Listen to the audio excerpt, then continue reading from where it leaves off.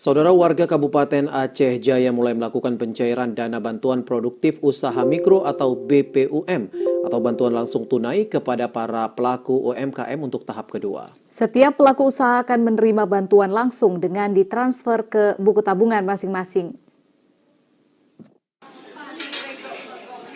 Para pelaku yang mendapatkan bantuan BPUM merupakan para pelaku usaha mikro yang telah dilakukan verifikasi dari pihak pemerintah desa dan Disperindak Kabupaten Aceh Jaya.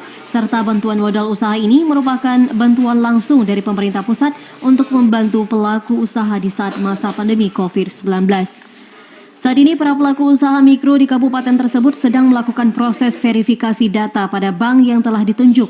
Mereka diwajibkan membawa berbagai persyaratan yang telah ditetapkan. Setelah terverifikasi oleh pihak bank, maka para pelaku usaha akan menerima dana tersebut dengan ditransfer ke rekening bank masing-masing dengan rincian dana 1,2 juta rupiah.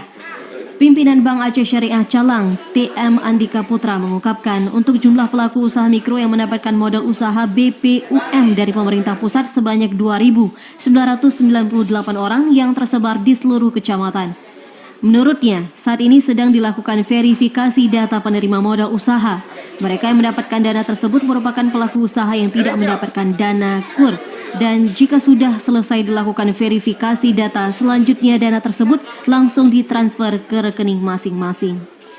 Kita bisa lihat sama-sama bahwa Bank Aceh cabang Calang pada saat ini sedang memverifikasi data penerima BPUM di Kabupaten Aceh Jaya yang berjumlah sekitar 2.888 penerima yang merupakan pelaku usaha mikro yang belum pernah menikmati KUR.